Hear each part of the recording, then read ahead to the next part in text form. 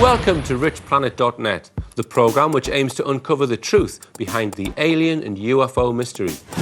But when he worked in the operations room in the Ministry of Defence and dealt with the UFO situation, he had a 2-hour meeting with an extraterrestrial being, he claims, and I believe him because I knew him. Cutting a long story short, Peniston approaches the object whilst Peniston... President Kennedy in 1961-1962 requested observation of the alien bodies recovered. They were like men, but the tallest one was about 4 foot.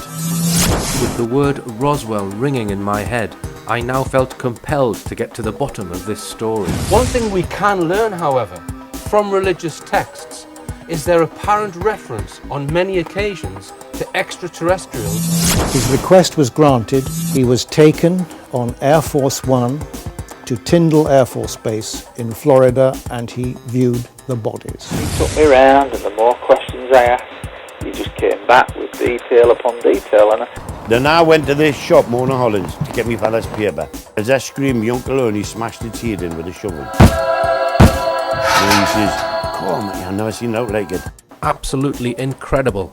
Robert's uncle Ernie Wren had killed the creature with a coal shovel. If that case doesn't convince you, then perhaps this one will. Next, the object spews out dozens of smaller balls of light, which then continue to dance around in a controlled manner. This is the precise spot where the alien was hit over the head with the shovel.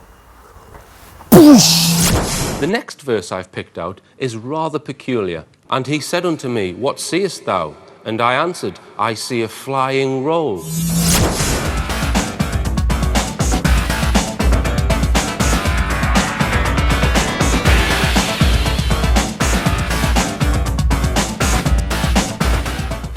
If they are Chinese lanterns, I am Bob Lazar. Another possible UFO event which intrigues me is the wind turbine incident in Lincolnshire. There's not in the arse. Otherwise he would be killed instantly. What are your thoughts on that? Do you look after the church? Well, I'm a steward. Well, he's one of the disciples. Okay. And his bones were here? Some of his bones, okay. Yes. Excellent that he brought this up and that you noted it. The object there is, it's usually a laser-like device. I'm just standing now at the top of the steps by the side of the church where the alien was taken. The steps are very narrow. Okay. And there is a chamber. Smells not too good either. We're underneath the floor of the church here. If you can see this. With mind-boggling revelations that the US government have in their possession 9 flying saucers obtained from extraterrestrials. Right beneath the church. An ideal place to store a dead alien. In the mid-1990s, a video was smuggled out from the secret Naval Intelligence underground facility at S4 in Nevada. The video depicts an actual alien sitting in a bio-containment area. I'm Richard D. Hall, and this week's programme is about glowing orbs.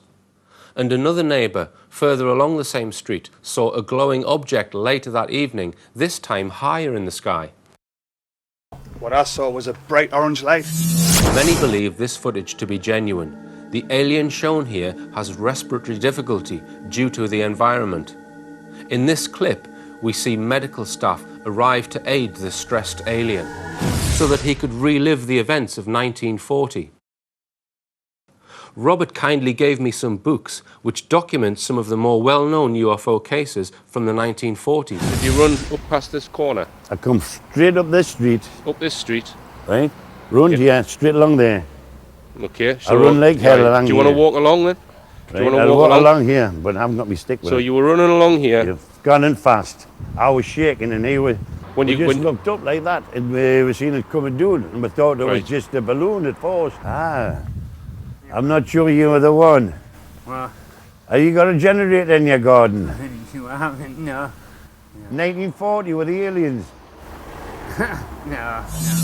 If an object is placed in the center of the disk, its weight reduces due to an anti-gravity effect. A lot of these projects are buried in very, very compartmentalized black budget things, huge sums of money are involved, and it would take an act of God to get this out, to benefit, to get the technology out, to benefit humanity. And he confirmed, he said, we now have the technology to go to the stars. That was in 1993.